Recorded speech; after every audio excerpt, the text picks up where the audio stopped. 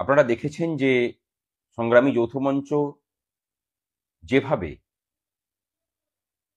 মহার্ঘ ভাতা নিয়ে লড়াই করে চলেছে, যেভাবে অস্থায়ী কর্মচারীদের ন্যায্য বেতনের জন্য লড়াই করে চলেছে, শূন্য পদগুলোতে স্থায়ী নিয়োগের জন্য যে লড়াই করে চলেছে, বিভিন্নভাবে বিভিন্ন লড়াই চলছে। মহার্ঘ ভাতা নিয়ে যে লড়াই, সুপ্রিম কোর্টে পর্যন্ত সেটা যাওয়া হয়েছে। সুপ্রিম কোর্ট অন্তর্বর্তীকালীন নির্দেশ দিয়েছিল যে 25% মহার্ঘ ভাতা মিটিয়ে দিতে হবে। সরকার তাতেও কর্ণপাত করেনি, উল্টে সুপ্রিম কোর্টকে অনুরোধ করেছে যে ওই নির্দেশিকাকে সংশোধন করার জন্য। খুব স্বাভাবিকভাবেই কর্মচারীদের একটা বড় অংশ এতে অত্যন্ত হতাশ। আমরা বলছি যে হতাশ হবেন না, এই জায়গা থেকেই কিন্তু লড়াকু মানুষকে নতুন করে লড়াইয়ের রসদ সঞ্চয় করতে হয়। এটা আমাদের অধিকার। সরকার অন্যায়ভাবে আমাদের দুর্বলতার সুযোগ নিয়ে সেই অধিকার থেকে আমাদের বঞ্চিত করেছে। আমরা যদি আমাদের সক্ষমতার পরিচয় যদি সঠিকভাবে দিতে পারি, এই চাকা ঘুরতে বেশি সময় লাগবে না। সরকারের কাছে অর্থ আছে, দুর্বলতাটা আমাদের যে অর্থ থাকার সত্ত্বেও সরকারকে বাধ্য করতে পারছি না সুপ্রিম কোর্টের রায়কে মান্যতা দিতে। অনেক প্রচেষ্টা হচ্ছে, আবার একই রকম ভাবে আমরা চেষ্টা করছি পূর্বের মতো যৌথ আন্দোলন করে যাতে সরকারকে বাধ্য করা যায়।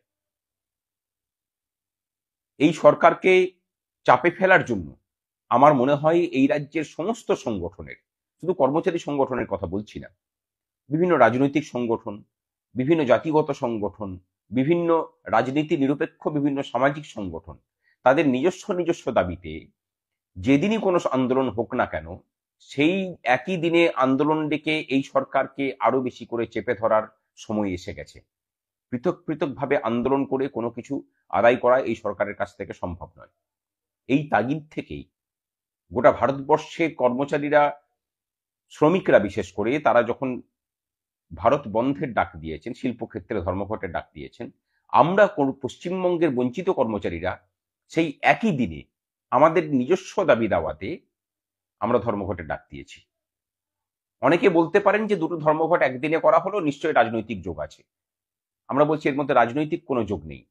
এর মধ্যে যেটা আছে সেটা সম্পূর্ণরূপে একটা রণনীতি, যে একই দিনে সরকারকে চারিদিক থেকে চেপে ধরা। যৌথ মঞ্চ, তার মধ্যে কোঅর্ডিনেশন কমিটি সহ বিভিন্ন সংগঠন আছেন, এবং সংগ্রামী যৌথ মঞ্চ, তার সাথে আরো অন্যান্য সংগঠন, তারা এক জায়গায় এসেছেন। আগামী 9 তারিখ ধর্মঘট পালিত হবে। কর্মচারীদের মধ্যে সন্দেহ আছে যে ধর্মঘট হলে পরে যদি রিপার্কেশন হয় তার সামাল কে দেবে। সংগ্রামী যৌথ মঞ্চ সেই সামাল দেওয়ার জন্য আছে।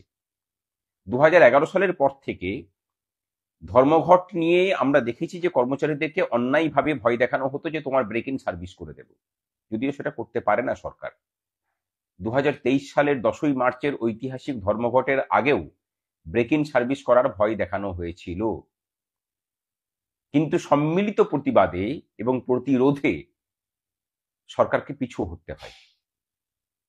একজন কর্মচারী শিক্ষকেরও ব্রেক ইন সার্ভিস কিন্তু করতে পারেনি।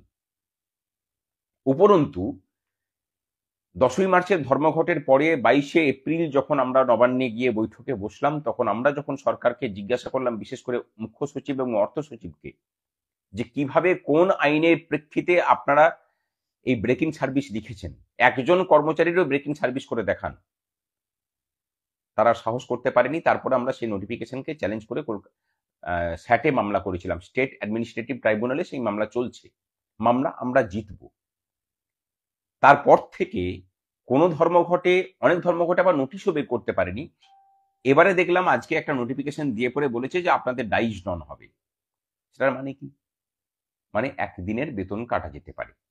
দেখুন, আমরা যারা আমাদের নিজেদের অধিকারের দাবিতে লড়াই করছি এবং আমরা যারা এই সরকারের প্রাতিষ্ঠানিক দুর্নীতির বিরুদ্ধে লড়াই করছি, আমরা নীতি নৈতিকতাটাকে সাথে নিয়েই লড়াইটা করছি।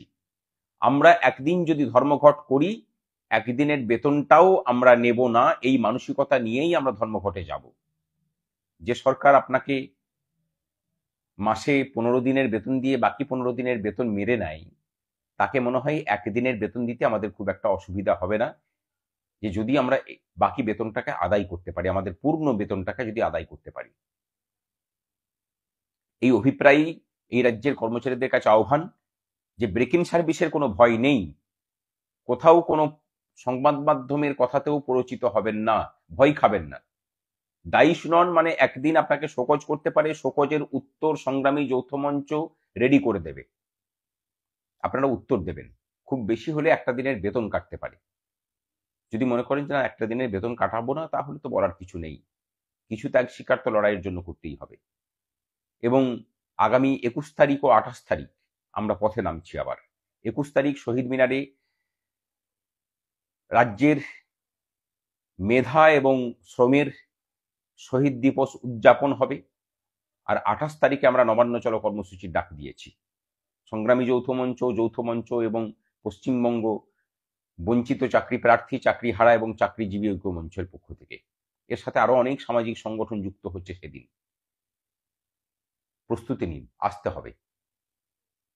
আমাদের তাগিদটা সরকারকে বোঝানোটাও কিন্তু আমাদের কাজ। আগামী ধর্মঘট সফল করুন।